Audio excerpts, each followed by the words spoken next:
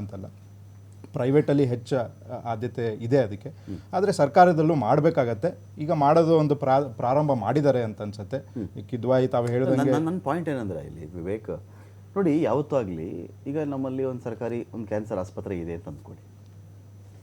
ಒಬ್ಬ ಶಾಸಕ, ಒಬ್ಬ ಸಚಿವ ಕ್ಯಾನ್ಸರ್ ಬಂತು, ಬರದೇ ಇರಲಿ, ಒಂದು ವೇಳೆ ಬಂತು, ಫಸ್ಟ್ ಬಂದು ನಾನು ಈ ಸರ್ಕಾರಿ ಆಸ್ಪತ್ರೆ ಟ್ರೀಟ್ಮೆಂಟ್ ತೊಗೋತೀನಿ ಅಂತ ಮುಂದೆ ಬರಬೇಕು. ಒಬ್ಬನಿಗೆ ಹಾರ್ಟ್ ಪ್ರಾಬ್ಲಮ್ ಆಯಿತು, ನಾನು ಈ ಸರ್ಕಾರಿ ಆಸ್ಪತ್ರೆ ತೊಗೋತೀನಿ ಅಂತ ಬರಬೇಕು. ನಾವೇನು ಮಾಡ್ತೀವಿ? ಸಿಂಗಾಪುರ್ಗೆ ಹೋಗ್ತಾ ಇದ್ದಾರೆ ಅವರು, ಅಮೇರಿಕಾಗೆ ಹೋಗ್ತಾ ಇದ್ದಾರೆ ಅಂದಾಗ ನಮ್ಮ ಇಂಡಿಯಾ ಏನು, ನಮ್ಮ ಕರ್ನಾಟಕ ಏನು? ಹಾಗಾದರೆ ಇಲ್ಲಿ ಡಾಕ್ಟ್ರುಗಳು ಓದಿಲ್ವಾ? ಇಲ್ಲಿ ಮಾಡೋಕ್ಕೆ 4 ಲಕ್ಷ ಕೋಟಿಗಳ ಬಜೆಟ್ ಸ್ವಾಮಿ ಒಂದು ಸ್ಟೇಟಲ್ಲಿ. 4 ಲಕ್ಷ ಕೋಟಿಗಳ ಬಜೆಟಲ್ಲಿ ಸರಿಯಾಗಿ ಉತ್ತರ ಕರ್ನಾಟಕ ಭಾಗದಲ್ಲಿ 5, ಮಧ್ಯ ಕರ್ನಾಟಕದಲ್ಲಿ 5, ದಕ್ಷಿಣ ಕರ್ನಾಟಕ ಭಾಗದಲ್ಲಿ 5, 15 ಆಸ್ಪತ್ರೆ ಮಾಡೋಕ್ಕೆ ನಮಗೆ ಶಕ್ತಿ ಇಲ್ವಾ? ಯಾಕೆ ಮಾಡಲ್ಲ ನಾವು? ಮಾಡಬಾರ್ದು? ಮಾಡಬೇಕು, ಅವಶ್ಯ ಇದೆ. ಆರೋಗ್ಯಕ್ಕೆ ಸಂಬಂಧಪಟ್ಟಂಥ ಭಾಳಷ್ಟು ಡೆವಲಪ್ಮೆಂಟ್ ಮಾಡಬೇಕಾಗಿದೆ. ಆಸ್ಪತ್ರೆಗಳಿಗೆ ಹೆಲ್ತ್ ಇನ್ಶೂರೆನ್ಸ್ ಕೊಡೋಕ್ಕೆ ನನ್ನ ರಾಜ್ಯ ಸರ್ಕಾರದಲ್ಲಿ ಹಣ ಇರುತ್ತೆ. ಖಾಸಗಿ ಆಸ್ಪತ್ರೆಗಳಿಗೆ ಕೇಂದ್ರ ಸರ್ಕಾರ ಆ ದುಡ್ಡು ತಗೊಂಡು ಬಂದರೆ ಆ ಥರದ 1000 ಆಸ್ಪತ್ರೆ ಮಾಡ್ಬೋದು. ನಾನು ಮಾಡಲ್ಲ. I am interested in insurance, not ensuring the government hospitals ಅಂತ. KMCಗೆ ಸರ್ ಯಲ್ಲಪ್ಪ ಸಾಹೇಬ್ರು ಹೇಳಿದ್ರಲ್ಲ, 445 ಹಸುಗುಸುಗಳು ಸತ್ತವು ಸರ್ ಅಲ್ಲಿ ಹುಬ್ಳಿ KMC ಆಫೀಸ್. ಸರ್, ಇವತ್ತು ಕ್ಯಾನ್ಸರ್ ಬಗ್ಗೆ ಮಾತಾಡೋದಾದ್ರೆ, ಫಸ್ಟ್ ಆಫ್ ಆಲ್ ನಮಗೆ ಕ್ಯಾನ್ಸರ್ ಬರೋದಕ್ಕೆ ಕಾರಣನ ನಾವು ಈಗ ಮೊದಲು ಇಷ್ಟು ಕ್ಯಾನ್ಸರ್ ಯಾಕಿರಲಿಲ್ಲ, ಇವತ್ತು ಯಾಕೆ ಕ್ಯಾನ್ಸರ್ ಇದೆ? ಇದು ಮೊದಲು ಕ್ವಶನ್ ಆಗಬೇಕು. ನಾವು ಕ್ಯಾನ್ಸರ್ನ ಪ್ರಿವೆಂಟೇ ಮಾಡ್ಬೋದು, ಅದಕ್ಕೆ ಸರ್ಕಾರಗಳು ಮುಂದಾಗ್ತಾ ಇಲ್ಲ. ಫಾರ್ ಎಕ್ಸಾಂಪಲ್, ಇವತ್ತು ನಮ್ಮ ಈಗ ಎಲ್ಲ ಸಿಟಿಗಳಲ್ಲಿ food, medicine, cancer hand in hand ಅಂತ ಒಂದೇ ನಿಮಿಷ. ಈಗ ಎಲ್ಲಾ ಸಿಟಿಗಳಲ್ಲಿ 1 ಲಕ್ಷಕ್ಕೆ 100 ಜನ ಕ್ಯಾನ್ಸರ್ ಪೇಷಂಟ್ ಇದ್ದಾರೆ. ಬೆಂಗಳೂರಲ್ಲಿ 137 ಜನ ಇದ್ದಾರೆ. ಓಕೆ, ಲೇಟೆಸ್ಟ್ ಸರ್ವೆ ಅಂದ್ರೆ ನಾವು 35% ಜಾಸ್ತಿ ಇದೀವಿ ಬೇರೆ ಸಿಟಿಗಳಿಗಿಂತ. ಅಂದ್ರೆ ಯಾತಕ್ಕೆ ಅಂದ್ರೆ pollution is the major cause. ಇವತ್ತು ನಾವು ಏನ್ ಮಾಡ್ತಾ ಇದೀವಿ ಅಂದ್ರೆ, ಈ ಗಾರ್ಬೇಜ್ ಅದು ಮ್ಯಾನೇಜ್ಮೆಂಟ್ ಅಲ್ಲಿ ಕಂಪ್ಲೀಟ್ ಸೋತಿದೀವಿ. 400 ಕೋಟಿ ಬಜೆಟ್ ಏನು ಕಸ ಎತ್ತಕ್ಕೆ ಅಂತ. ಇವತ್ತು ಕಸನ ಸೆಗ್ರಿಗೇಟ್ ಮಾಡಿ ದುಡ್ಡು ಮಾಡ್ತಾ ಇದ್ದಾರೆ. ಸ್ವೀಡನ್ ಅವರು ಇಂಪೋರ್ಟ್ ಮಾಡ್ಕೋತಾರೆ ಕಸನ ಬೇರೆ ದೇಶದಿಂದ. ಅಮೆರಿಕಾದಲ್ಲಿ ಸ್ಯಾನ್ ಫ್ರಾನ್ಸಿಸ್ಕೋದಿಂದ ಏರ್ ಲಿಫ್ಟ್ ಮಾಡ್ತಾರೆ ಕಸನ, ಯಾಕಂದ್ರೆ ಕಸಕ್ಕೆ ಅಷ್ಟು ವ್ಯಾಲ್ಯೂ ಇದೆ ಅಂತ ಅವ್ರಿಗೆ ಗೊತ್ತು.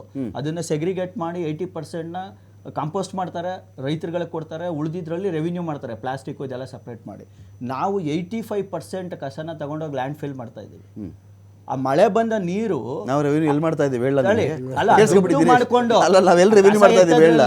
ಇವತ್ತಿಗೂ ನೀವು ಯೋಚನೆ ಮಾಡಿ ನೋಡಿ, ಸಪೋಸ್ ಬೆಂಗಳೂರು, ದಿನೇಶ್, ಇದು ನೀವು ಯೋಚನೆ ಮಾಡಿ ನೋಡಿ, ಕಸನ ಟೆಂಡರ್ ಕೊಡೋದಂತೆ. ಅಲ್ಲ, ಲಾರಿ, ಆಟೋ, ಇದು ಸರ್ಕಾರದ ಮಾಡೋಕ್ಕಾಗಲ್ಲ. 100 ಆಟೋ ಖರೀದಿ ಮಾಡೋಕ್ಕಾಗತ್ತಾ ಸರ್ಕಾರದ ಕೈಯಲ್ಲಿ? ಯೋಚನೆ ಮಾಡಿ, 100 ಲಾರಿ ಖರೀದಿ ಮಾಡೋಕ್ಕಾಗತ್ತಾ ಸರ್ಕಾರದ ಕೈಯಲ್ಲಿ? ಕಂಪ್ಲೀಟ್ ಮಾಡ್ತೀನಿ. ಈ ನೀರು ಬಿದ್ದಂತ ನೀರು ಗ್ರೌಂಡ್ ವಾಟರ್ಗೆ ಹೋಗ್ತಾ ಇದೆ ಕಸದ ಮುಖಾಂತರ. ದ ಕಂಪ್ಲೀಟ್ ಸ್ಪಾಯಿಲ್ ಆಗ್ತಾ ಇದೆ ನೀರು. ಮತ್ತೆ ಓಝೋನ್ ಡ್ಯಾಮೇಜ್ ಆಗ್ತಾ ಇದೆ. ಓಝೋನ್ ಡ್ಯಾಮೇಜ್ ಆಯ್ತು ಅಂದ್ರೆ ನೇರ UV ರೇಸ್ಗಳು ನಾವೇನು ಬೆಳೆದಂತ ಬೆಳೆಗಳ ಮೇಲೆ ಬೀಳುತ್ತೆ. ಆ ಬೆಳೆಗಳಲ್ಲಿ ಜೀನ್ ಮ್ಯೂಟೇಷನ್ ಆಗುತ್ತೆ. ಅದೇ ಆಹಾರ ತಿಂದ್ರೆ ನಮ್ಮ ಜೀನ್ಸ್ಗಳು ಮ್ಯೂಟೇಷನ್ ಆಗಿ ಕ್ಯಾನ್ಸರ್ ಬರ್ತಾ ಇದೆ. ನಾವು ಈ ಪ್ರಿವೆನ್ಷನ್ಗೆ ಯಾವ ಒಬ್ಬ ಮುಖ್ಯಮಂತ್ರಿ ಕೈಲಿ ಇದುವರೆಗೆ ಆಗಿಲ್ಲ. ಯಾಕಂದ್ರೆ ಒಂದು ಜಯನಗರದಲ್ಲಿ ಒಂದು ಇಶ್ಯೂ ಆಯ್ತು. ಮನೆಯಿಂದ ಕಸ ಕಲೆಕ್ಟ್ ಮಾಡಿ ಅವ್ರು ಕಾಂಪೋಸ್ಟ್ ಮಾಡಿದ್ರು. ಕಸದ ಕಾಂಟ್ರಾಕ್ಟರ್ಗಳು, ನೀವು ಟಿವಿಗಳಲ್ಲೇ ಪ್ರಚಾರ ಮಾಡಿದ್ರೆ, 1 ಲಾರಿ ಕಸ ತಂದು ಅವ್ರ ಮನೆ ಮುಂದೆ ತುಂಬಿ ಅವ್ರ ಗೇಟು ತೆಗಿಯದಂಗೆ ಮಾಡಿದ್ರು. ಅಂದ್ರೆ ಕಸದ ಮಾಫಿಯಾ ಅಷ್ಟು ದೊಡ್ಡದಿದೆ. ಅಂದ್ರೆ ಕಸ ಲ್ಯಾಂಡ್ ಫಿಲ್ ಮಾಡೋದೇ ಇವ್ರಿಗೆ ಮೂಲ ಉದ್ದೇಶ. ನೀವು ಕ್ಯಾನ್ಸರ್ ಪ್ರಿವೆನ್ಷನ್ಗೆ ಫಸ್ಟ್ ಹೆಜ್ಜೆ ಇಡಬೇಕು, then only automatically cancer will get prevent. ಮತ್ತು ಇನ್ನೊಂದು, ನಾವು ಹೆಲ್ತ್ ಸೇವೆಗಳು ಫ್ರೀ ಮಾಡಬೇಕು, ಮತ್ತು ಎಲ್ರಿಗೂ ಸಮಾನ ಆರೋಗ್ಯ ವ್ಯವಸ್ಥೆ ಕೊಡಬೇಕು. ಅಲ್ಲಿ ಡಾಕ್ಟ್ರುಗಳೇ ಇಲ್ಲ, ಬಿಲ್ಡಿಂಗ್ಗಳಿದ್ದಾವೆ, ಡಾಕ್ಟ್ರುಗಳಿಲ್ಲ, ಎಕ್ವಿಪ್ಮೆಂಟ್ಸ್ಗಳಿಲ್ಲ. ಇದನ್ನ ಸಿಸ್ಟಮೈಸ್ ಮಾಡಬೇಕು. ನೀವು ದೊಡ್ಡ ಬಿಲ್ಡಿಂಗ್ ಕಟ್ಟೋದು ಇಂಪಾರ್ಟೆಂಟ್ ಅಲ್ಲ. ಇವತ್ತು ನಮ್ಮ ಸರ್ಕಾರಿ ಬಿಲ್ಡಿಂಗ್ಗಳು ಸಕ್ಕಾಬಟ್ಟೆ ಬಿಲ್ಡಿಂಗ್ ದೊಡ್ಡವಿದ್ದಾವೆ. ಅಲ್ಲಿ ಒಂದು ಟಾಯ್ಲೆಟ್ ಇರಲ್ಲ, ಕೂತ್ಕೊಳ್ಳೋಕೆ ಚೇರ್ ಇರಲ್ಲ. ನೀವು ತಾಲೂಕ್ ಆಫೀಸ್ಗಳಿಗೆ ಹೋಗಿ, ಸಬ್ ರಿಜಿಸ್ಟರ್ ಆಫೀಸ್ಗೆ ಹೋಗಿ, ಲಕ್ಷಗಟ್ಟಲೆ ಕೋಟಿಗಟ್ಟಲೆ ವ್ಯವಹಾರ ನಡೆಯುತ್ತೆ, ಮೂಲಭೂತ ಸೌಕರ್ಯಗಳಿರಲ್ಲ. ಅದನ್ನು ಫಸ್ಟ್ ಸರಿ ಮಾಡ್ಬೇಕು ನಾವು. ಅದನ್ನು ಸರಿ ಮಾಡಬೇಕು. ನೆಕ್ಸ್ಟ್ ಟ್ರೀಟ್ಮೆಂಟ್ ಆಸ್ಪೆಕ್ಟ್ ಬಂದಾಗ ನಾವು ಸ್ಕ್ರೀನಿಂಗ್ ಕಮಿಟಿಗಳು ಮಾಡಬೇಕು. ಇವತ್ತು ಇನ್ಶೂರೆನ್ಸ್ ಕೊಡೋದ್ರ ಬದಲು ಅದು ದೊಡ್ಡ ಮಾಫಿಯಾ ಇನ್ಶೂರೆನ್ಸ್ಗಳು. ಏನು ಗೊತ್ತಾ, ನಿಮ್ಗೆ ಇಲ್ದೇ ಇರೋ ರೋಗಗಳನ್ನ ಹುಟ್ಟಾಕಿ, ಇಲ್ದೇ ಇರೋ ಸರ್ಜರಿಗಳು. ಇವತ್ತು ಸರ್ವೆ ಹೇಳುತ್ತೆ 80% ಅನ್ನೆಸೆಸರಿ ಸರ್ಜರಿಗಳು ನಡೀತಾ ಇದಾವೆ ಕಾರ್ಪೊರೇಟ್ ಹಾಸ್ಪಿಟಲ್ಗಳಲ್ಲಿ. ಅದೇ ಸಣ್ಣ ಪುಟ್ಟ ಸಮಸ್ಯೆಗಳಿಗೂ ದೊಡ್ಡ ಸರ್ಜರಿಗಳು ಮಾಡೋದು. ಯಾಕಂದ್ರೆ ನಿಮ್ಮ ಇನ್ಶೂರೆನ್ಸ್ಗೋಸ್ಕರ. ಅವನು ನಿಮ್ಮ ಇನ್ಶೂರೆನ್ಸ್ ಅಲ್ಲ, ಟೋಟಲ್ ನಿಮ್ ಬಾಡಿ ಡ್ಯಾಮೇಜ್ ಮಾಡ್ತಾ ಇದ್ದಾನೆ, ನಿಮ್ನ ಶೇಪ್ 2 ಮಾಡ್ತಾ ಇದ್ದಾನೆ, ಶೇಪ್ 1 ಇಂದ ಶೇಪ್ 2 ಮಾಡ್ತಾನೆ, ನಿಮ್ ಬಾಡಿನ ನಿಷ್ಕ್ರಿಯ ಮಾಡ್ತಾ ಇದ್ದಾರೆ. ಅದಕ್ಕೆ ಸರ್ಕಾರನೇ ಆರೋಗ್ಯ ವ್ಯವಸ್ಥೆನ ತಗೋಬೇಕು, ಅದು ವೆರಿ ಇಂಪಾರ್ಟೆಂಟು.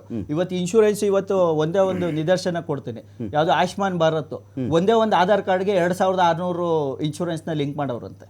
ಇದು ಒಂದು ದೊಡ್ಡ ಸ್ಕ್ಯಾಮು, CAG ರಿಪೋರ್ಟ್ ಕೊಡೋದು.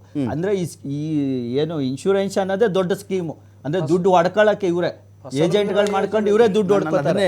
ಜನರಿಗೆ ತಲುಪೋದಿಲ್ಲ. ಸರ್ಕಾರದ ಡ್ಯೂಟಿನೇ ಆರೋಗ್ಯ ಶಿಕ್ಷಣ. ಅಲ್ಲ, ನಮ್ಮ ಬಿಸ್ನೆಸ್ ಅಲ್ಲ ಅಂತಾರಲ್ಲ ಅವರು, ನಿರ್ಮಲಾ ಸೀತಾರಾಮನ್ ಓಪನ್ ಆಗಿ ಹೇಳ್ತಾರಲ್ಲ, ನಾವು ಸೇವೆಗಳು ಕೊಡೋದು ನಮ್ಮ ಬಿಸ್ನೆಸ್ ಅಲ್ಲ, ನಾವು ಓನ್ಲಿ ರನ್ ದ ಕಂಟ್ರಿ.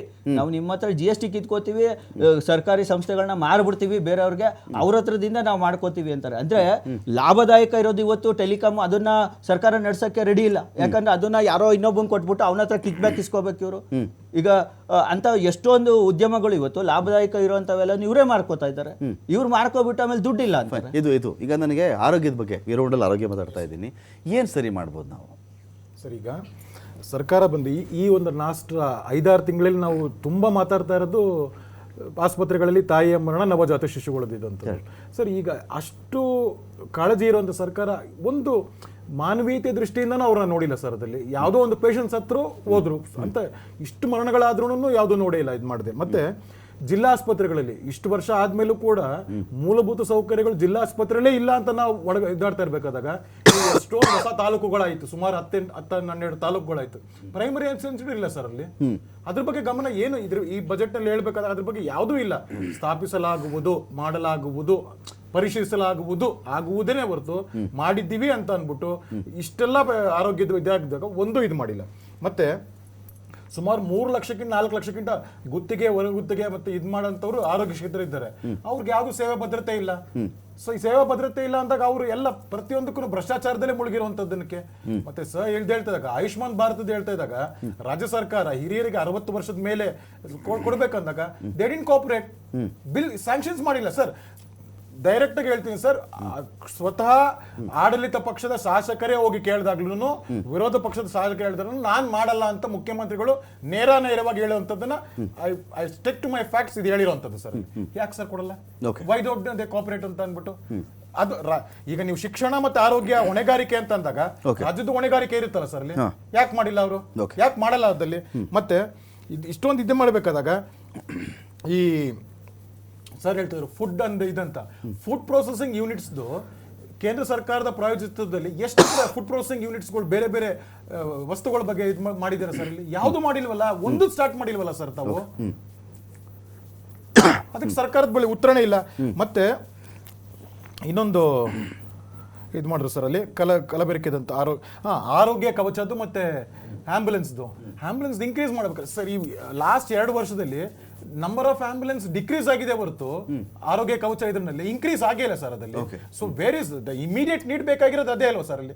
ಒಬ್ಬ ವ್ಯಕ್ತಿನ ಆಸ್ಪತ್ರೆ ಕರ್ಕೊಂಡು ಹೋಗುವಂತದನ್ನ ಅದೇ ಇಲ್ವಲ್ಲ ಆರೋಗ್ಯ ಕವಚದಲ್ಲಿ. ಸೊ ನೀವು ಆಮೇಲೆ ಎಲ್ಲಾ ಶುಲ್ಕಗಳನ್ನು ಜಾಸ್ತಿ ಮಾಡ್ಬಿಟ್ಟಾದ್ಮೇಲೆ ನಾವು ಆರೋಗ್ಯ ಕೊಡ್ತೀವಿ ಅಂತಂದ್ರೆ ಯಾರು ನಂಬ್ತಾರೆ ಸರ್ ಅದಲ್ಲಿ? ಮತ್ತೆ ಈ ಒಂದು ಇದ್ರಲ್ಲಿ ಆರೋಗ್ಯ ಸಚಿವರಾಗ್ಬೋದು, ಮಕ್ಕಳ ಕಲ್ಯಾಣ ಶಿಕ್ಷಣ ಇದು ಆಗ್ಬೋದು, ಯಾವುದೇ ಒಂದು ಮಾನವೀಯತೆ ದೃಷ್ಟಿಯಿಂದ ನಡ್ಕೊಳ್ಳೇ ಇಲ್ಲ ಸರ್ ಅದಲ್ಲಿ. ನಿಮ್ಹಾನ್ಸ್ ಮೇಲಿನ ಒತ್ತಡವನ್ನು ಕಡಿಮೆ ಮಾಡೋದು ಯಾರು? ನಿಮ್ಹಾನ್ಸ್ ಮೇಲಿನ ಒತ್ತಡ ಇದೆಯಲ್ಲ, ನೀವು ಯಾರಾದರೂ ನಿಮ್ಹಾನ್ಸ್ಗೆ ಹೋಗಿರೋರನ್ನ ತಲೆಗೆ ಏಟು ಬಿತ್ತು ಚೆಕ್ ಮಾಡ್ಕೊಳ್ಗಿದ್ವಿ ಅಂದರೆ ಅವ್ರ ಪಾಡು ಹೇಳತೀರೋದು ಬರೀ ಪೆಟ್ಟು ಬಿದ್ದೊಂದಲ್ಲ, ಆ ಸಿಬ್ಬಂದಿ ಪಾಡು ಸೇರಿಸಿ ಹೇಳ್ತಾ ಇದ್ದೀನಿ. ಆಗ್ತಿಲ್ಲ, ಓವರ್ ಕ್ರೌಡ್ ಆಗಿದೆ ಸರ್. ಎಲ್ಲಿಂದ ಬರ್ತಿದ್ದಾರೆ ಗೊತ್ತಾ? ವೆಸ್ಟ್ ಬೆಂಗಾಲ್ ಇಂದ ನಮ್ಮ ನಿಮ್ಹಾನ್ಸ್ ಬರ್ತಾರೆ, ಬಿಹಾರದಿಂದ ಬರ್ತಾರೆ ಇಲ್ಲಿಗೆ. ಯಾರೋ ಬಿದ್ದುಬಿಟ್ಟ, ಮರದಿಂದ ಬಿದ್ದುಬಿಟ್ಟ ಅಂತ ಅವ್ರು ಹೇಳ್ತಾರೆ. ನಮ್ಗನ್ಸುತ್ತೆ ಅಲ್ಲಿ ಹೋದ ತಕ್ಷಣ ಇನ್ ಜನರಲ್ ನಾವು ಮಾತಾಡ್ಕೊಳ್ಳೋದೇನು ಅಂದರೆ ಸರಿಯಾಗಿ ನೋಡ್ತಾ ಇಲ್ಲ ಇವರು, ಬೆಳಗ್ಗೆ ಬಂದಿದ್ದೀನಿ ಅಂತಾನೆ. ಅವನಿಗೂ 2 ಕೈ ಇರೋದು, ಅವ್ನಿಗೆ 15 ಕೈ ಏನು ಸೃಷ್ಟಿಯಾಗಿಲ್ಲ ಅವನಿಗೆ. ಇದು ನಾವು ಅರ್ಥನೇ ಮಾಡ್ಕೊಳ್ಳದೆ ಆರೋಗ್ಯ ಮಾಡಿದೆ, ಆರೋಗ್ಯ ಕೊಟ್ಟೆ, ಅದು ಕೊಟ್ಟೆ, ಇದರಲ್ಲೇ ನಾವು ಕಾಲ ಕಳಿತಿದ್ದೇವೆ. ಲಾಸ್ಟ್ 2024 ಇದರಲ್ಲಿ ರಸ್ತೆ ಅಪಘಾತದಲ್ಲಿ ಬೆಂಗಳೂರಿನಂತಾನೆ ಎಕ್ಸಾಂಪಲ್ಸ್ ತಗೊಂಡಾಗ 898 ಪ್ರಾಣ ಕಳ್ಕೊಂಡಿದ್ದಾರೆ ಸರ್. ಯಾವುದಕ್ಕೆ? ಮೂಲಭೂತ ಸೌಕರ್ಯ ನಾವ್ ಏನ್ ಮಾಡ್ತೀವಿ, ರಸ್ತೆ ಗುಂಡಿ ತಪ್ಪಿಸೋದ್ರಿಂದ. And it is more than the ಏನಂತ ಟೆರರಿಸ್ಟ್ ಆಕ್ಟಿವಿಟೀಸ್ ಅಲ್ಲಿ ಸಾಯೋದಕ್ಕಿಂತ ಇದೇ ಜಾಸ್ತಿ ಆಗಿದೆ. ನಾವೇನ್ ಕೇಳ್ತಾರೆ, ಮೂಲಭೂತ ಸೌಕರ್ಯಕ್ಕೆ ನೀವು ಇಷ್ಟೊಂದೆಲ್ಲ ಮಾತಾಡ್ತಾ ಇರ್ಬೇಕಾದಾಗ ನಾವು ಬ್ರ್ಯಾಂಡ್ ಬ್ಯಾಂಗ್ಳೂರ್ ಬಗ್ಗೆ ಮಾತಾಡ್ತೀವಿ, ಬ್ರ್ಯಾಂಡ್ ಕರ್ನಾಟಕ ಬಗ್ಗೆ ಮಾತಾಡ್ತೀವಿ. ನಾವ್ ಬೇರೆ ಜನರು ಏನ್ ಕೇಳ್ತಾ ಇದಾರೆ ಸರ್ ಅಲ್ಲಿ? ಸಾಮಾನ್ಯ ಜನರು ಕೇಳ್ತಾ ಇರುವಂತದನ್ನ ರಸ್ತೆಗೂ ಅಂತ ಅದಕ್ಕೂ ರಾಜಕೀಯ ಯಾಕೆ? ಅನುದಾನ ಕೇಳೋದಕ್ಕೆ ತಗ್ಗಿ ಬಗ್ಗೆ ನಡಿಬೇಕಂತಾರೆ, ನಟ್ಟು ಬೋಲ್ಟ್ ಟೈಟ್ ಮಾಡಬೇಕು ಅಂತಾರೆ.